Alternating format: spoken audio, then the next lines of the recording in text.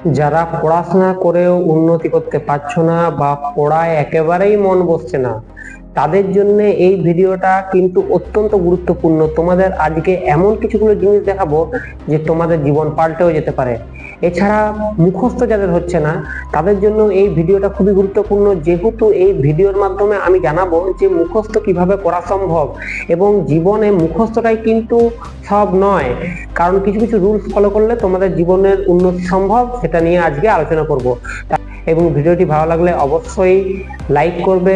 চলো আলোচনা করা যাক। প্রথমত, আমাদের পড়াশোনার উন্নতির 5টি গুরুত্বপূর্ণ টিপস তোমাদের জন্য আমি বলছি। প্রথমত, কেন পার্থক্য? সবাই পড়ে কিন্তু সবাই সফল হয় না কেন? ঠিকই তো, সবাই পড়ে, কেউ 8 ঘন্টা 10 ঘন্টা পর্যন্ত পড়ে যায়, কিন্তু তারা সফল হয় না কেন?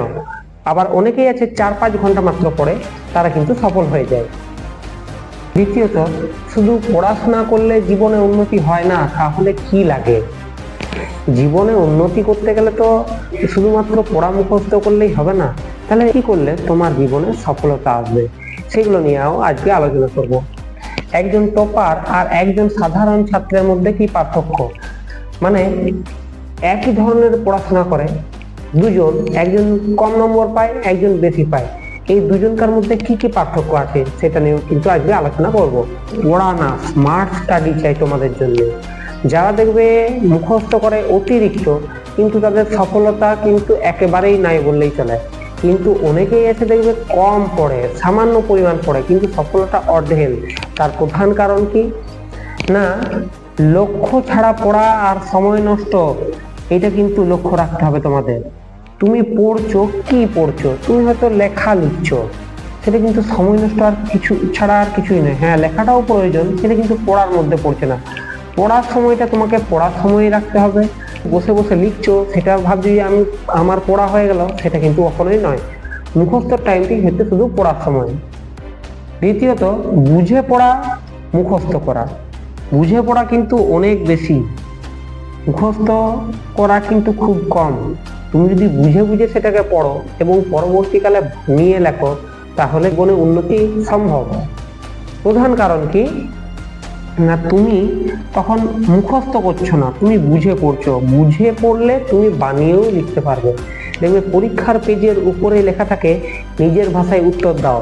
মানে তুমি যদি নিজে যেটি বুঝেছো সেটা তোমার ভাষায় উত্তর দিতে হবে।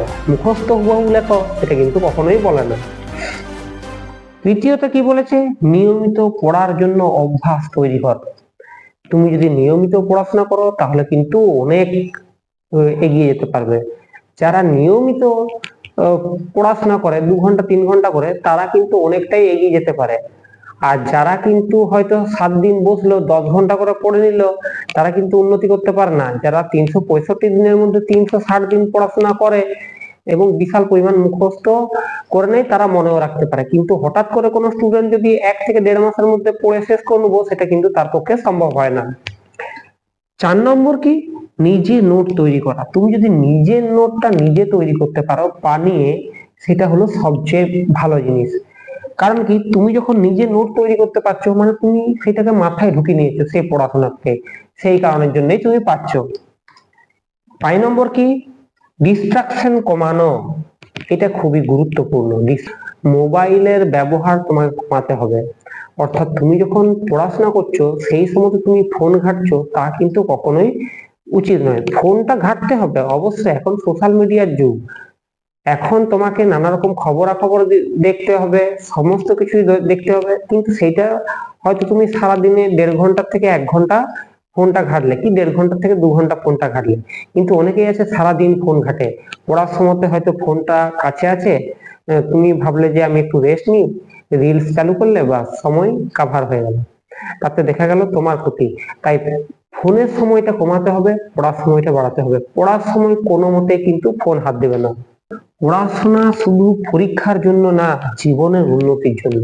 হ্যাঁ, পড়াশোনাটা তুমি ভাবছো যে আমি নাম্বার পাওয়ার জন্য আমাকে বেশি পড়তে হবে, প্রচুর নাম্বার চাই, তাতে পাশের দেখে হোক বা তুমি হাতে লিখে নিয়ে যাচ্ছ সেটা, তা কিন্তু নয়। তুমি যতটা পড়বে তোমার মধ্যে সেই জ্ঞানটা রয়ে যাবে, অবশ্যই সেটা একদিন না একদিন কাজে লাগবে। নাম্বার নিয়ে কিছুই হবে না। অনেকে হয়তো 100-র মধ্যে গাদা খানেক নাম্বার পেয়ে গেছে, কিন্তু তাকে দুটো কোশ্চেন জিজ্ঞেস করলে পার না, সেটা কিন্তু নয়। আসলে তোমাকে পড়াশোনা শুধু পরীক্ষার জন্য না, জীবনের জন্য সেটাকে তোমাকে বুঝতে হবে। তারপরে বুঝে পড়া, রুটিন, উন্নতি।